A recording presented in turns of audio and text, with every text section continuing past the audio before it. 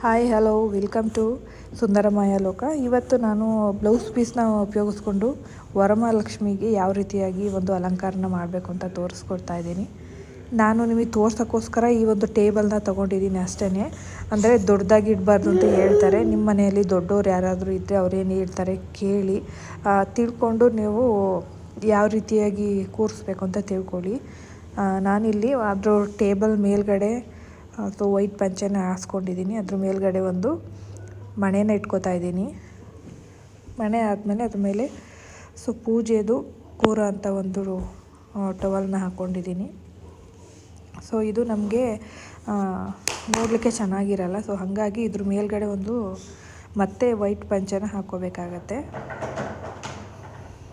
ಇಲ್ಲಿ ನಾನು ಒಂದು ಬಿಂದಿಗೆಗೆ ಕೋಲನ್ನ ಕಟ್ಕೊಂಡಿದ್ದೀನಿ ಮತ್ತು ಅಕ್ಕಿನೂ ಕೂಡ ತೊಗೊಂಡಿದ್ದೀನಿ.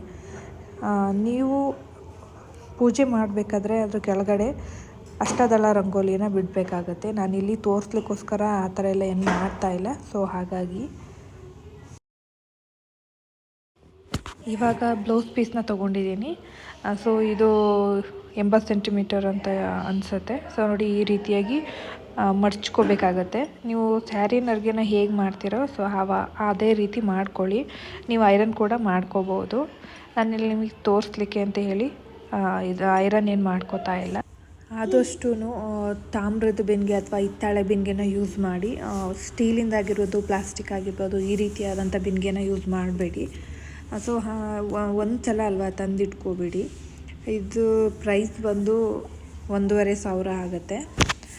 ನಿಮಗೆ ಇಷ್ಟು ದೊಡ್ಡ ತೊಗೊಳಕ್ಕಾಗಲಿಲ್ಲ ಅಂತ ಹೇಳಿದ್ರೆ ಚಿಕ್ಕದು ಬರುತ್ತಲ್ವ ತಾಮ್ರದ್ದು ಕಳಸ ಇಡಲಿಕ್ಕೆ, ಸೊ ಅದನ್ನು ಕೂಡ ನೀವು ಇಟ್ಕೋಬೋದು. ನೋಡಿ ಇವಾಗ ನರ್ಗೆನೆಲ್ಲ ನಾನೀಗ ಮಾಡ್ಕೊಳ್ತಾ ಇದ್ದೀನಿ.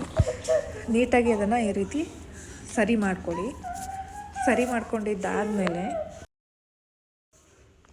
ಟ್ವಿಸ್ಟ್ ಮಾಡ್ಕೊಳ್ಳಿ ಈ ರೀತಿ ಮೇಲ್ ಬರೋ ರೀತಿ. ಅವಾಗ ಏನಾಗುತ್ತೆ ಸೊ ಡಬಲ್ಲಾಗಿ ಕಾಣಿಸುತ್ತೆ, ನಿಮಗೆ ತುಂಬ ಚೆನ್ನಾಗಿ ಕಾಣಿಸುತ್ತೆ. ಸೊ ಈ ಒಂದು ಸ್ಯಾರಿನೂ ಕೂಡ ಇದೇ ರೀತಿ ಮಾಡ್ಬೋದು. ಅದನ್ನು ನಾನು ನೆಕ್ಸ್ಟ್ ವೀಡಿಯೋದಲ್ಲಿ ನಿಮಗೆ ಸ್ಯಾರಿ ಹೇಗೆ ಉಡಿಸ್ಬೇಕು ಅಂತ ತಿಳಿಸ್ಕೊಡ್ತೀನಿ. ನನ್ನ ಚಾನಲ್ನ ಸಬ್ಸ್ಕ್ರೈಬ್ ಮಾಡ್ಕೊಳ್ಳಿ, ಓಕೆನಾ? ಸೊ ನೆಕ್ಸ್ಟು ಇವಾಗ ನೋಡಿ ನಾನು ಅದಕ್ಕೆ ಪಂಚೆನ ಹಾಸ್ಕೊಂಡಿದ್ದೀನಿ ನೀಟಾಗಿ ಕಾಣಿಸಲ್ಲ ಅಂತ ಹೇಳಿ. ಅದ್ರ ಮೇಲ್ಗಡೆ ನಾನು ಬಿಂದಿಗೆ ತಟ್ಟೆ ಮತ್ತು ಬಿಂದಿಗೆನ ಇಟ್ಕೊಂಡಿದ್ದೀನಿ. ಈ ರೀತಿಯಾಗಿ ಮೇಲ್ ಬರೋ ರೀತಿಯಾಗಿ ಮಾಡಿಕೊಂಡು ಬಿಂದಿಗೆಗೆ ಕಟ್ಕೊಳ್ಳಿ. ಸಿಂಪಲ್ಲಾಗಿ ನೀವು ಸೊ 5 ಮಿನಿಟ್ಸಲ್ಲಿ ಈ ಒಂದು ಪ್ರೊಸೀಜರ್ನ ಮಾಡ್ಬೋದು. ಬೇಗನೆ ನಿಮಗೆ ಕ್ಲಿಯರಾಗಿ ನೀಟಾಗಿ ಬರುತ್ತೆ. ಇದು ಬ್ಲೌಸ್ ಪೀಸ್ ಉಪಯೋಗಿಸಿ ಮಾಡೋ ಅಂಥ ಅವ್ರಿಗೆ ಯೂಸ್ಫುಲ್ ಆಗಲಿ ಅಂತ ಹೇಳಿ ಮಾಡ್ತಾಯಿದ್ದೀನಿ. ಸೊ ಸೀರೆ ಉಡಿಸೋ ಅಂಥವ್ರಿಗೆ ನಾನು ನೆಕ್ಸ್ಟ್ ವೀಡಿಯೋದಲ್ಲಿ ಹಾಕ್ತೀನಂತೆ. ಈ ರೀತಿ ಸರಿ ಮಾಡ್ಕೊಳ್ಳಿ.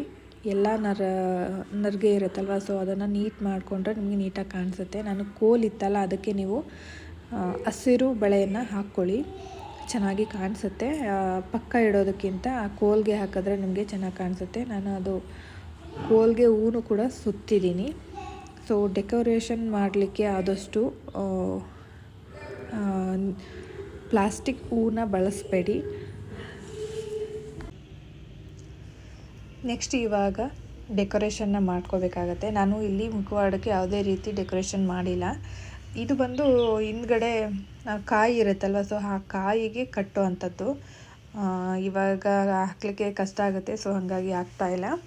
ನೀವು ಬೇಕಾದರೆ ಕಾಯಿಗೆ ಬ್ಲ್ಯಾಕ್ ಇದು ಬ್ಲೌಸ್ ಬರುತ್ತಲ್ವ, ಸೊ ಅದನ್ನು ಕಟ್ ಮಾಡಿಕೊಂಡು ಕಾಯಿಗೆ ಹಿಂಗೆ ಫುಲ್ಲು ಕವರ್ ಮಾಡಿಬಿಟ್ಟು ಅದಕ್ಕೆ ನೀವು ಜಡೆನ ಹಾಕಿದ್ರೆ ತುಂಬ ಚೆನ್ನಾಗಿ ಕಾಣಿಸುತ್ತೆ. ಸೊ ನಾನು ಇವಾಗ ಒಂದೊಂದೇ ಡೆಕೋರೇಷನ್ ಮಾಡಿ ತೋರಿಸ್ತಾ ಇದ್ದೀನಿ. ನಾನು ಇಲ್ಲಿ ಬಳಸಿರೋ ಅಂಥದ್ದು ಪ್ಲಾಸ್ಟಿಕ್ ಹೂಗಳು. ನೀವು ಆ ರೀತಿ ಮಾಡಬೇಡಿ. ಆದಷ್ಟು ಫ್ಲವರ್ನ ತಂದು ಹಾಕಿದ್ರೆ ಇನ್ನೂ ಒಳ್ಳೆಯದು. ಸೊ ನೋಡಿ ಇವಾಗ ಜಡೆನ ಹಾಕ್ತಾ ಇದ್ದೀನಿ.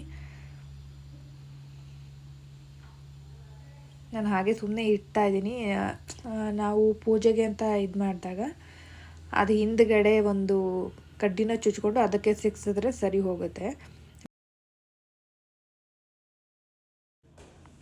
ಇವಾಗ ನಾನು ಒಡವೆನ ಹಾಕ್ಬಿಟ್ಟು ತೋರಿಸ್ತೀನಿ.